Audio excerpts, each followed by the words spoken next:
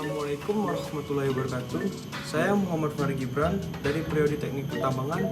Dalam video ini saya akan menjelaskan pengertian Pancasila sebagai etika dan pengertian Pancasila sebagai filsafat. 1. Pengertian Pancasila sebagai filsafat. Pengertian Pancasila sebagai filsafat. Pancasila dapat definisikan sebagai rileks kritis dan rasional tentang Pancasila sebagai dasar negara dan kenyataan budaya bangsa. Dalam tujuan untuk mendapatkan pokok-pokok pengertiannya yang mendasarkan dan menyeluruh. Pancasila dikatakan sebagai filsafat karena Pancasila merupakan hasil perenungan jiwa yang mendalam yang dilakukan oleh The Founding Fathers Indonesia yang dituangkan dalam suatu sistem Abdul Ghani 1998.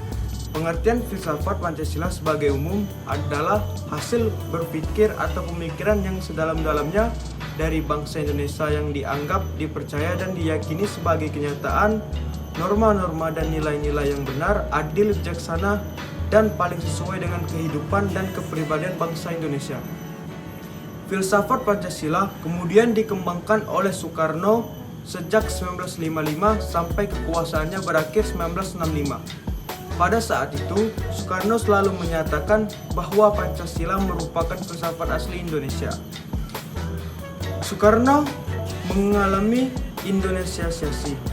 Semua sila dalam Pancasila adalah hasil diangkat dari budaya Indonesia dan selanjutnya dijabarkan menjadi lebih rinci ke dalam butir-butir Pancasila. Filsafat Pancasila dapat digolongkan sebagai filsafat praktis sehingga filsafat Pancasila tidak hanya mengandung pemikiran yang sedalam-dalamnya atau tidak terbentuk dipergunakan sebagai pedoman hidup agar hidup bangsa Indonesia dapat mencapai kebahagiaan lahir dan batin, baik di dunia maupun di akhirat. Secara etimologi, kata falsafah berasal dari bahasa Yunani yaitu filosofia atau philo atau philos atau philien yang artinya cinta, pencinta dan mencintai, dan sophia yang berarti kebijaksanaan atau wisdom. Berfilsafat berarti berpikir sedalam-dalamnya terhadap suatu secara sistematis untuk mencari hakikat tertentu. Pada umumnya terdapat dua pengertian filsafat, yaitu filsafat dalam arti proses dan filsafat dalam arti produk. Selain itu, ada pengertian lainnya, yaitu filsafat sebagai ilmu dan filsafat sebagai pandang hidup. Hal ini berarti filsafat Pancasila mempunyai fungsi peran sebagai pedoman dan pengagang dalam sikap, tingkah laku, dan perbuatan dalam kehidupan sehari-hari. Jalan pengertian filsafat menurut istilah berasal dari Yunani. Bangsa Yunanilah yang mulai bersifat seperti lazimnya dipahami orang-orang sampai sekarang. Kata ini bersifat majemuk, berasal dari kata philos yang berarti sahabat dan kata sophia yang berarti pengetahuan yang bijaksana dalam bahasa Belanda, atau wisdom kata Inggris, dan hikmah menurut kata Arab. Makna filosofia menurut arti katanya berarti cinta pada pengetahuan yang bijaksana, oleh karena itu mengusahakannya. Jadi terdapat sedikit perbedaan arti di situ. Pihak menyatukan bahwa filsafat merupakan bentuk majemuk dari philien dan sophos tahun 1973. Dan saya akan menjelaskan makna Pancasila dalam beretika. Etika Pancasila, etika yang berdasarkan penilaian baik dan buruk pada nilai-nilai Pancasila, yaitu nilai keadilan, ketuhanan, kemanusiaan, dan nilai persatuan. Suatu perbuatan dikatakan baik bukan hanya apabila tidak bertentangan dengan nilai-nilai Pancasila tersebut.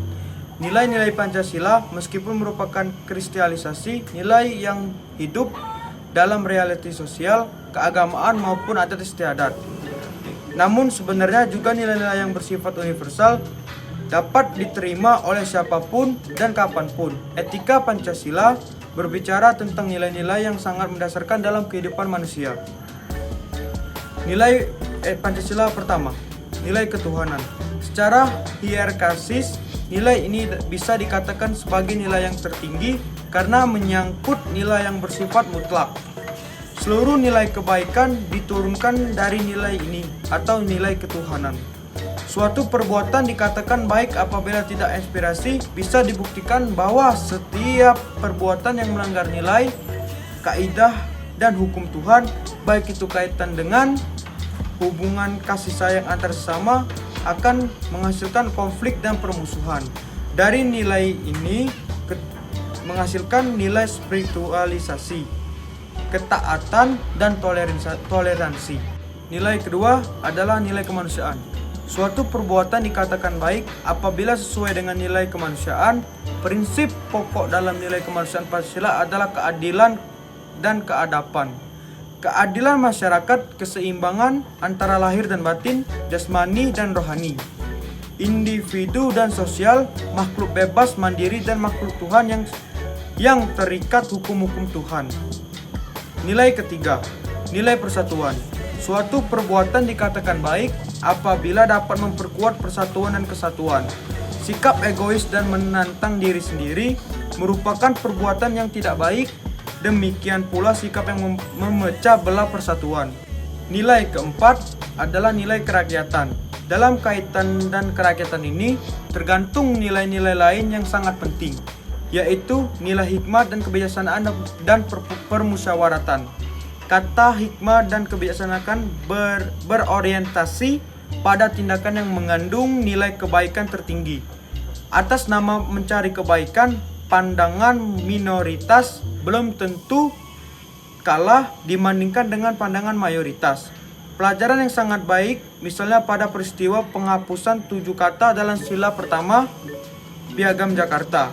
Sebagai besar anggota PPKI mensetujui 7 kata tersebut, namun memperhatikan kelompok yang sedikit atau dari wilayah timur yang secara argumentatif dan realistis tidak bisa diterima, maka pandangan minoritas atau dimenangkan atas pandangan mayoritas.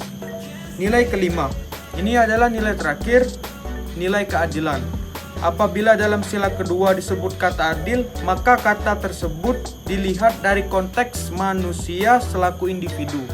Adapun nilai keadilan pada sila kelima lebih diarahkan pada konteks sosial. Suatu perbuatan dikatakan baik apabila sesuai dengan prinsip keadilan masyarakat banyak.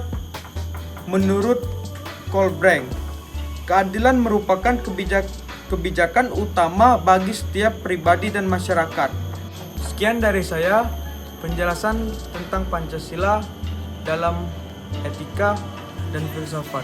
Wassalamualaikum warahmatullahi wabarakatuh.